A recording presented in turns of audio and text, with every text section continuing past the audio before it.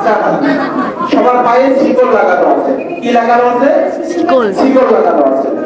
এখন বাচ্চা হাতিগুলো প্রচন্ড ছোটাছুটি করতেছে শিকলটাকে ফেরার জন্য, কিন্তু মা হাতিটা স্থির ভাবে দাঁড়িয়ে আছে। এটা দেখে ছেলে বাবাকে জিজ্ঞেস করতেছে, বাবা এই যে মা হাতিটা, বড় যে হাতিটা আছে, সে তো ইচ্ছা করলে এই শিকলটাকে খুব দ্রুত ছিঁড়তে পারে, সে কেন স্থির হয়ে দাঁড়িয়ে আছে, আর ছোট হাতিটা কেন, ছোট বাচ্চা হাতিগুলো কেন ছটফট করতেছে? তখন বাবা এই বিষয়টা মাথায় দিচ্ছে এবং নেওয়ার পরে যে ঘটনা তো সত্য, তাহলে চলো কেয়ারটেকারের ঘরে যাই।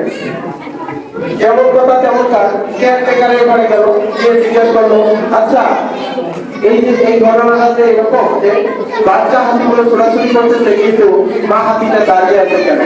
সে তো ইচ্ছা করে শিকলটাকে নিমিষের মধ্যে ছিঁড়ে দিতে পারত।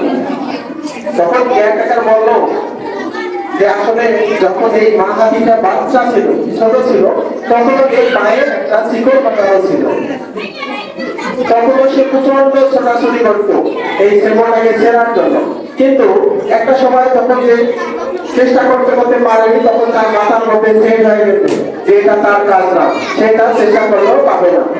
ঠিক তেমনই এই সমাজ, এই আশেপাশে কিছু মানুষ তোমাদের পাড়া ঠিক এরকম শিকল বেঁধে রাখছে, ঠিক আছে?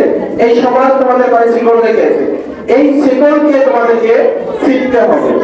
আরেকটা ঘটনা, সেটা হচ্ছে এক লোক, সে একদিন রাস্তা দিয়ে হাঁটতেছিল, পথে যেতে যেতে একটা ঈগলের বাসা দেখতে পায় এবং সেখানে দেখে কয়েকটা ডিম, সেখান থেকে সে একটা ডিম নিয়ে আসে।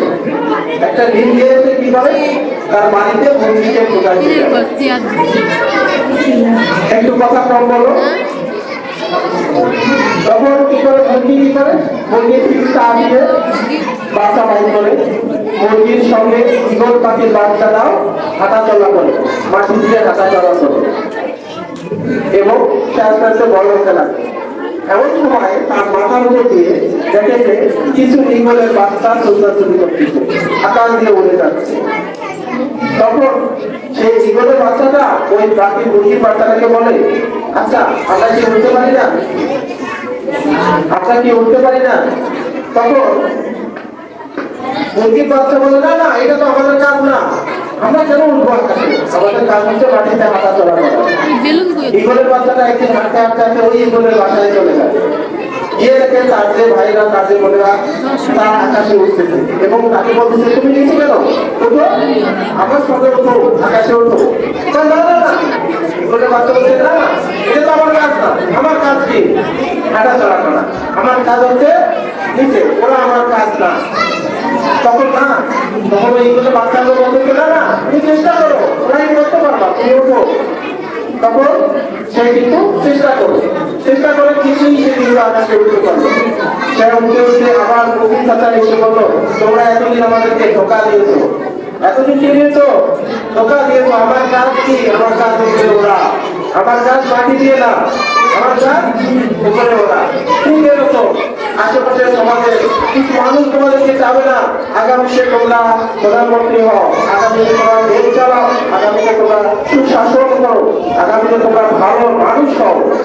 এরকম তোমার পায়ে তোমাদেরকে নিচে টেনে রাখবে কিছু সমাজের মানুষ, কিছু সমাজ।